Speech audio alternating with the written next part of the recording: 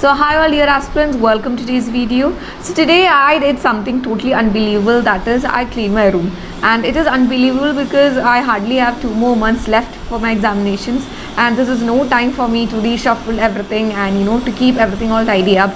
Yes, my mother will always, like, daily she cleans my room, but more importantly I wanted to go about all my books, all my study materials and all. So I discovered something, that is there are few books in my shelf which I haven't read in my life, and it's been my third attempt this year, but my first and second attempt was like 4 or 5 years back. So I have 4 or 5 years old book that I haven't read in my whole life. So I thought today I'll go about and just go through the books, and also I wanted to do a task, and more importantly a dare, that is speed reading. And yes, I've seen many YouTube videos where all these people are saying that they could read so many words in a single minute. So I thought, why don't I do it? And this is actually such a great opportunity for me to just try it out. And I've often come across lots of YouTube videos wherein these people are claiming that they read 2 or 3 times the speed of an average novel reader. And this is such a great opportunity for me to just try out the speed reading. And yes, one disclaimer I would like to put out is that right now is not any time for you to try out anything new. I'm just doing it because I don't know, probably because I'm bored with my normal study routine. So I thought I'll just do the speed reading. And yes, once again I'm just throwing it out, saying that this is no time for you to go for all these new concepts and reading the new books that you haven't read, because we don't hardly have any time. It's all for the revision time. But yes, I think we all need some element of new or uniqueness every now and then. So for that reason, I'm going to take up this challenge of speed reading. So the first set of books that I haven't read in my whole life is my IGNO books. That is, I have enrolled myself for the MA history because my optionals is also history. So for that reason, I have few books over there. And more importantly, I did enroll myself into like 1 or 2 coaching centers like in the past. So I do have some of the reference book being given by them, and I didn't even flip through a pages. So I think I'll also do that. And yes, I have lots of books to cover, and I totally underestimated all these. And yes, sure enough, it seems to be all flimsy, but we have such 20-25 such flimsy books, and I'm going to cover all that. And probably I might take few days to few weeks to complete. Sometimes I don't know, because I haven't tried this. And I think it's okay to have fun here and there. And when you feel that all your routine are monotonous and there's no fun or there's no motivation here and there, you could just stick on to something else. You could just start doing something, but do not derail yourself from the whole planner. So more importantly, I've learned all these tips and tricks from the others as well, and also from myself, wherein I could speed read and all. So let's see, I'll try to inculcate that all, and let's see if I could pick up any skill, 1 or 2.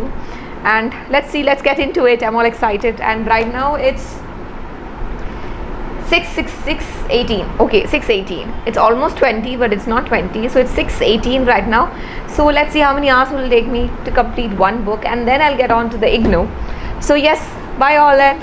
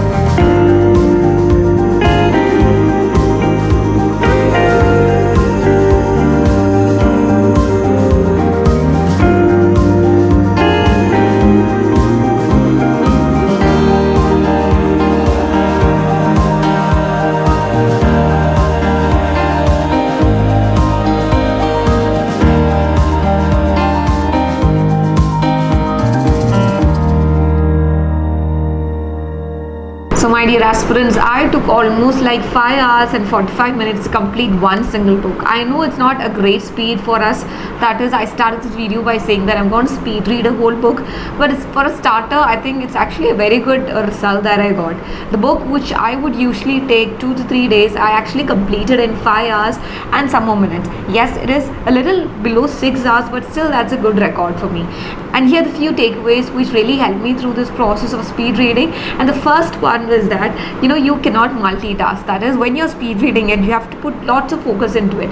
So for starters, I think I would say that this actually improves your focus and your concentration level to a maximum. That is, you are in a time limit, you are in a target, and this is a challenge for you. So you have to complete this whole textbook. So you cannot be distracted and start thinking about something else. No, you can't do that. So you will be your utmost. Yes, we are going to be derailed at some point or the other, but then we'll be like quickly bringing us back to the textbook or the concept. And our eyes are very much not capable enough to do the speed reading process. For that, we have to help it by using a pointer, a pen, or even a finger. That is, once you're going with the pace, it will be very much hard for you to be distracted. And always try to have the speed a little bit more up the notch than your usual speed, and try to increase your speed as you go into it. Do not start off with high speed, because you're not going to keep up with that. After a few minutes, you're going to get bored and you're going to find this challenge too much horrendous for you. So that reason, start it slow, but not that slow. That is, start with a little bit more speed than you usually read, and then quickly take up the pace. And the most important tip that I would like to keep out is that when we read, we tend out to read it out loud in our mind. Even if you're reading in our mind, we have a small tiny voice in our head, just keeping on repeating the sentence. Don't do that. I know it's very hard to just mute the voice altogether, but the problem is that when you're having the inside voice speaking along by you reading it, it tends to lag you down. So I know it's going to be very hard. Sometimes your voice just keeps on coming, but it's okay. Just forget it and just keep on trying it, but do not be disheartened. And I started reading this particular textbook yesterday. That was around 6:15 and all, but the problem is that after like few hours into it, I started getting bored. Humans hate all these monotonous activities. For that reason, when you feel that you're getting bored, just close it, try to study some other subject or some other concept. And I went back to my economics, and it was actually kind of refreshing. And today again, when I started with the geography, that is the book that I was left unfinished, I started to pick up the pace a little bit more. And yes, it's actually a very good methodology for all these civil service aspirants, and this is no way in comparison with reading extensively while making notes and all, but it actually gives you gist of the whole book and gives you a whole idea, whole picture of it. And the next time when you read it with the note making and all, it will be so much easier, and you already cover the portion once. Yes, even though you are skimming through it, but still it helps you a lot, and you will have lots of retention in your head. And yes, keep on practicing the speed reading technique, and I really loved it, and I think I'll just keeping on using it, especially for the portions that I've already covered. And who knows, probably after 2 or 3 months you will be so good at speed reading technique that you could finish the whole syllabus. That's already covered syllabus that I'm talking about. Okay, just revising the whole syllabus in probably just 1 or 2 weeks. For that reason, I think you have to just keep on doing it. So for that reason, I request you all to just try it out at least just 1 or 2 times a week. If you just do it, it will just add on to your pace. You don't have to deliberately speed read and all. It's okay if you're not getting it the first time, but slowly, but within time, I think you can get better at it as well. So all the best for you, all the aspirants. I wish you all have a great study sessions, and let you all remember what you read and studied. So all the best. Bye all.